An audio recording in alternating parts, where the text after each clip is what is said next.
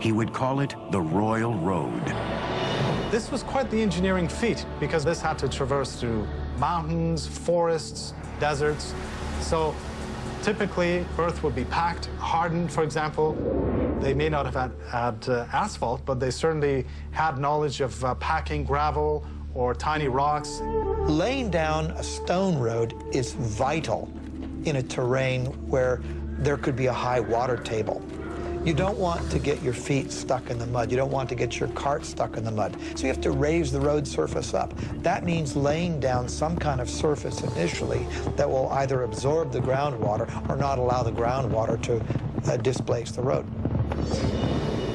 The Royal Road was linked by 111 rest stations and inns every 18 miles, where travelers could eat, sleep, and switch to fresh horses. To ensure safety, watchmen were posted all along its great length.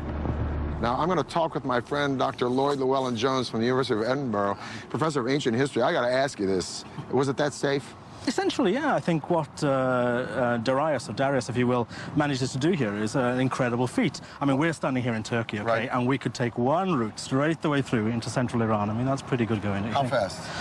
Okay, so if we're on horseback and we're riding from one of these little garrisons to garrison every 15 miles, changing fresh horses, we can do that in about 6-7 days, maybe. 6 or 7 days? Yeah. So you could send messages on this road, friends, yeah, next city? Most definitely, and you know, and for trade, it's a godsend, as you can imagine. And this road cut through so much stuff. I mean, it just doesn't follow, you know, a formal pathway. It has to cross rivers, so it crosses the Tigris, it crosses by the ferry, River Halis, right? by ferry, right? Sometimes it clings to the side of mountains, sometimes it clings to the side of rivers. So the terrain is changeable. It's not drained or anything like that, so it's not as advanced as some of the Roman roads we get in later periods. So it doesn't have a gutter system? No, nothing like that, nothing like that. But what it essentially is, it's sort of maybe 20 feet wide with a sort of chip-in base, which is good for horse treads and that kind of stuff, you know. And carriages and exactly, to get things through as quickly as you can, basically. Well, Lloyd, it's been a pleasure talking with you. Yeah, thank you for enlightening us about this incredible road. But Darius still wasn't through. There was one territory Darius had yet to firmly control, the vast riches of North Africa, and he was determined to build a gateway there. He had his engineers devise a giant canal linking the Mediterranean and the Red Sea. Everyone has heard of the Suez Canal, but how many have heard of Darius's canal? What Darius did was build an east-west canal that was 130 miles long.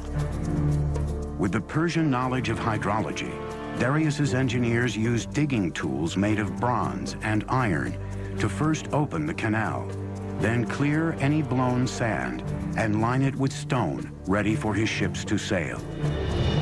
It would take 7 years to complete the 130-mile-long waterway with a massive labor force of Egyptian stone cutters and canal builders. Parts of the canal between the Nile and the Red Sea were actually not waterways, but just points along which the ships could be dragged until they reached another deeper portion where they could again sail their course. Darius says, I, Darius, king of kings, conqueror of Egypt, built this canal.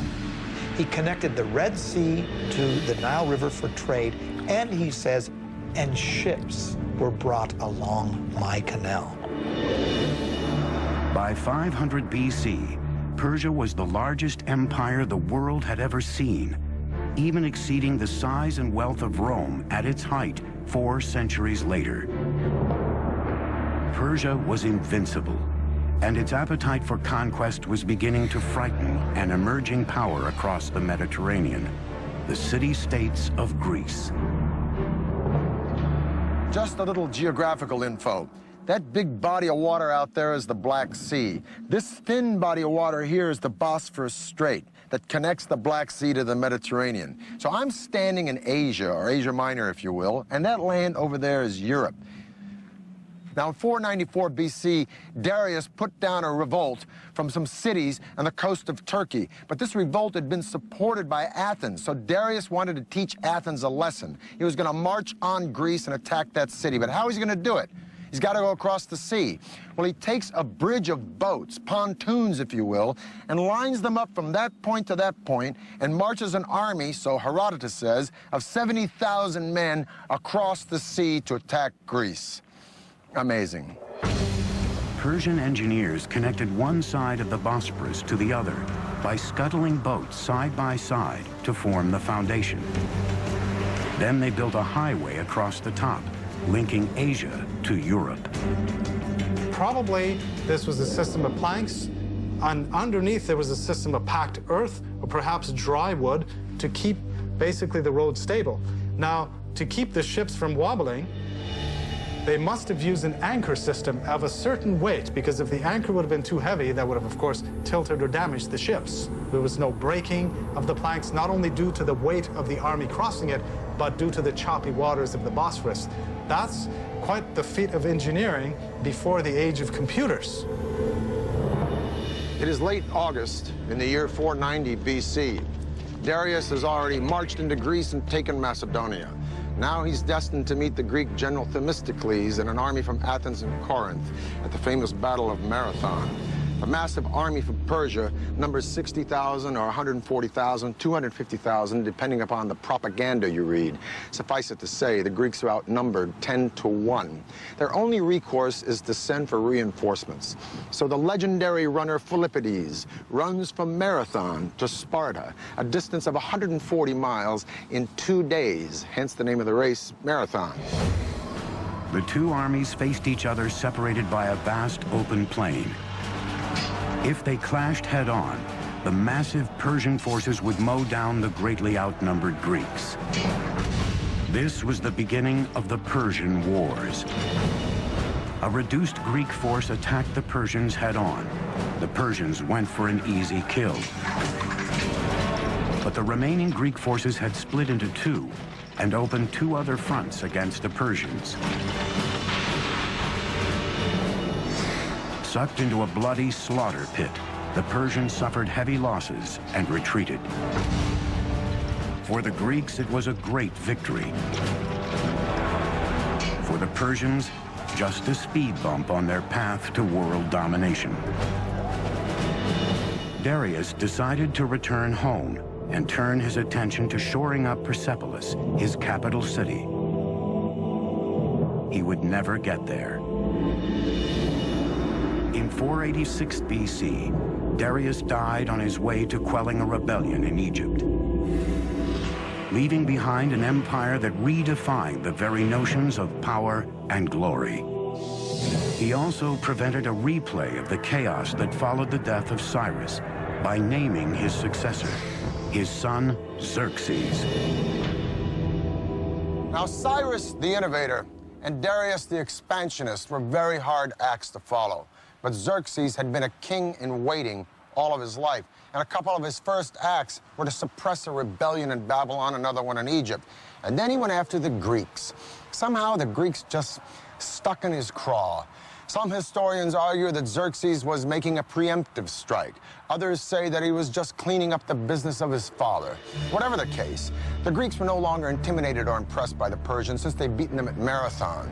And so Xerxes buddied up with the Carthaginian navy and the tip of what is now modern Tunisia, and he decided to beat the Greeks at sea. Discovered in 1931, Persepolis is one of the last archaeological excavations that dates back to the ancient world.